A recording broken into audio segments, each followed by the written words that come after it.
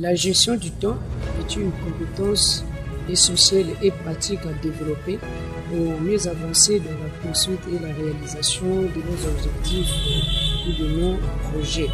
Dans cette vidéo, je vais te partager 3 stratégies importantes que tu peux utiliser pour mieux gérer ton temps et être productif. Reste concentré car ceci peut vraiment t'aider. La plupart du temps, tu demandes à quelqu'un comment tu vas, il te répond: laisse, je suis débordé, je suis submergé, je travaille dur toute la journée, je n'ai plus de repos.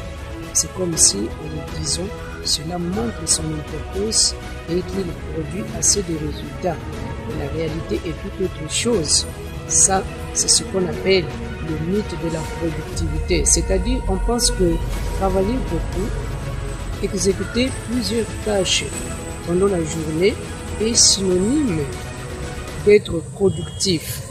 Et c'est la fameuse loi de 80-20 qui les stipule que 80% de nos efforts, des actions ou des tâches que nous exécutons ne produisent que 20% des résultats.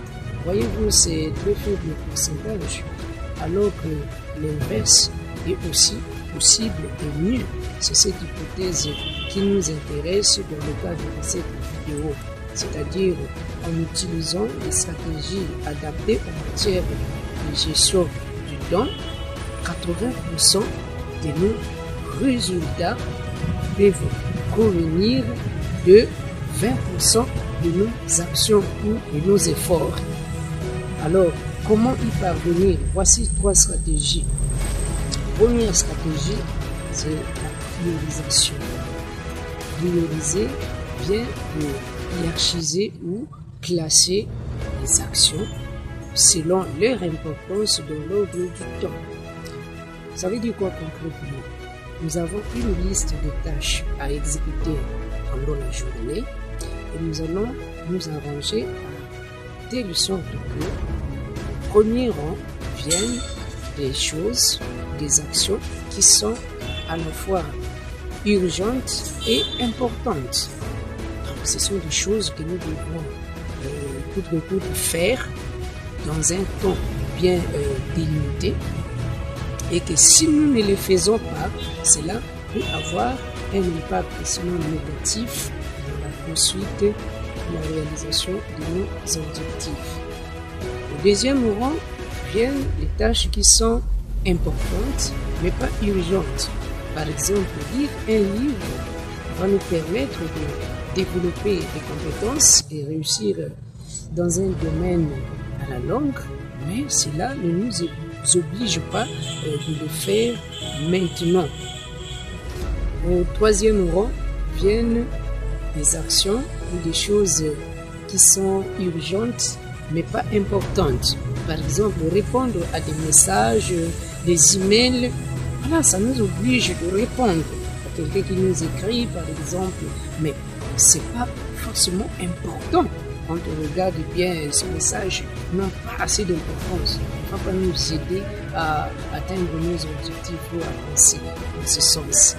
Voilà.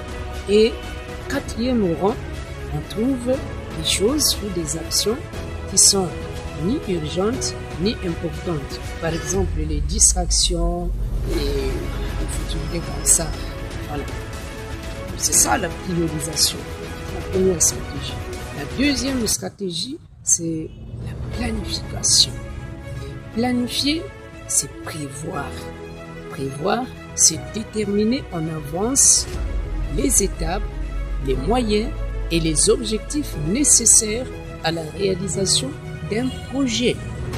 Et généralement, à la fin de chaque journée, après avoir fait le bilan de notre journée, on prend le temps de faire une liste des choses ou des actions que nous devons accomplir le lendemain en déterminant quelles sont les étapes à suivre, les moyens à mettre en œuvre et voilà, pour atteindre chacun de nos objectifs.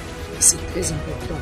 Et en matière de gestion, On dit même que n'est pas planifié, c'est déjà planifié son échec.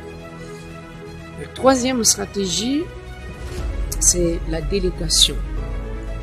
Délégation, pourquoi?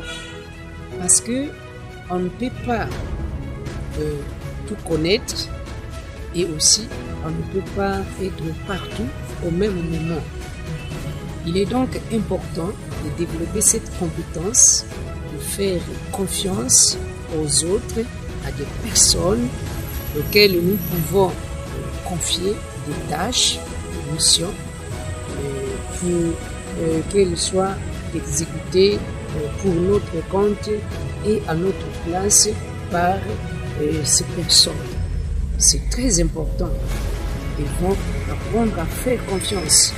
Voilà, faire confiance. Et une relation dans ce monde peut vraiment résister sans confiance. Et dans une relation, la confiance est à la base de tout. Donc, apprendre à faire confiance, c'est une compétence essentielle, je répète, à développer. Voilà. En déléguant des tâches, en confiant des tâches aux autres, ça nous permet de libérer le temps pour nous consacrer aux choses qui comptent pour nous, alors que les autres exécutent notre tâche pour notre compte et à notre place. On ne sait pas que c'est mignon ça. Et voilà donc ces trois stratégies pour mieux gérer à partir de maintenant, tu peux adopter l'une de ces trois stratégies. Je rappelle la priorisation, la planification et la délégation. Alors, si vraiment cette vidéo a appris quelque chose d'important, n'hésite pas surtout à laisser un petit like et surtout à t'abonner pour recevoir d'autres contenus plus meilleurs. Et comme je l'ai dit, avançons toujours en direction de notre conviction. Merci et à très bientôt.